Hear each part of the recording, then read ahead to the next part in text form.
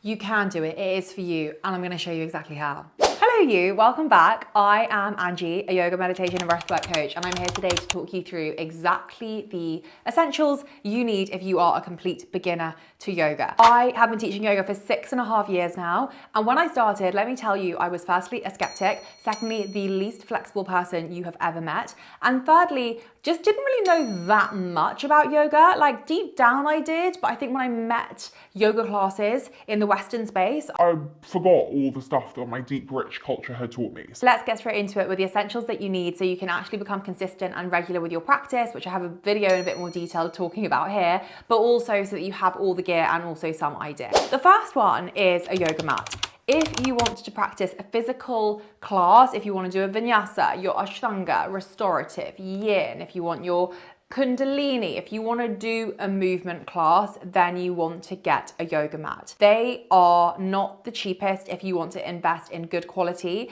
but it is a lifelong investment. I've got many yoga mats, however, none of them are of the crap material quality that I would get when I was a beginner. I would be like, oh, I can get that yoga mat for like a tenner, 20 quid.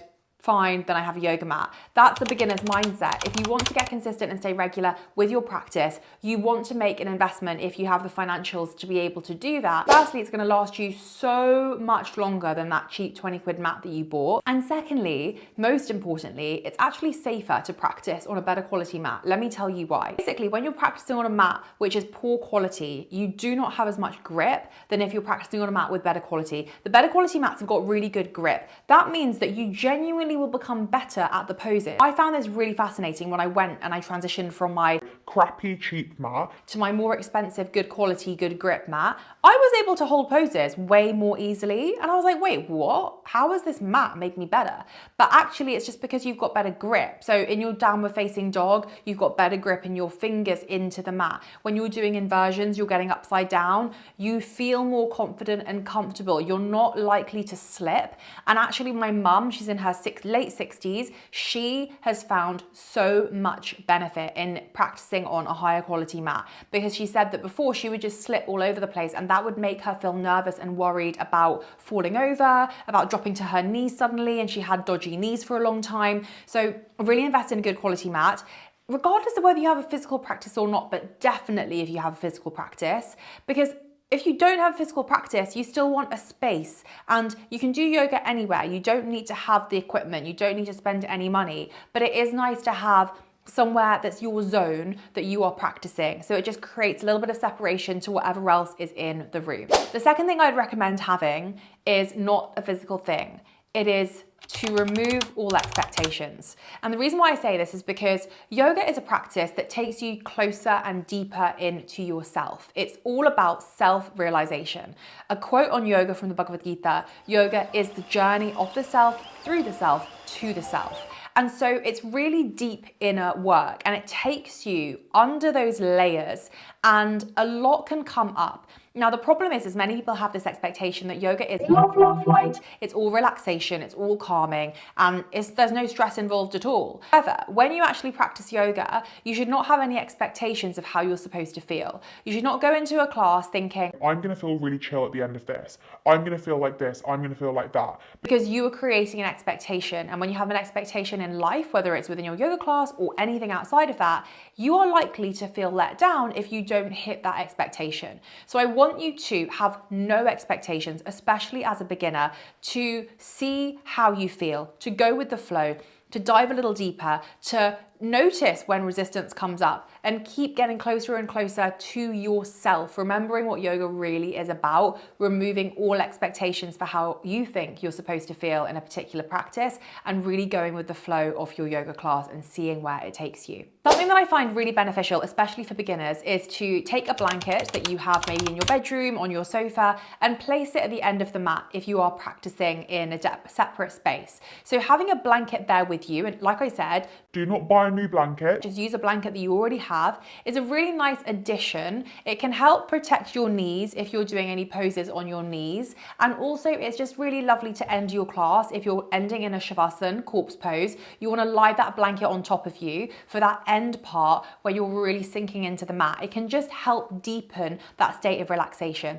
That's because a blanket is going to keep you a little bit warmer. It's going to get you a little bit more cozy, but also it does add that weight. Even if it's not a weighted blanket, it adds a little bit of weight on top of you that can be really nice for relieving anxiety and making you feel a little bit more in the zone, helping you get more inward, so you're getting into that deep state, that real sense of self-realization, getting to the highest level of consciousness within yourself. That's really where yoga is supposed to be taking us when we move through, whether it's a meditation, a pranayama, breathing technique. I've got a whole playlist here on meditations and breathwork classes you can try, or whether it is more of a movement practice.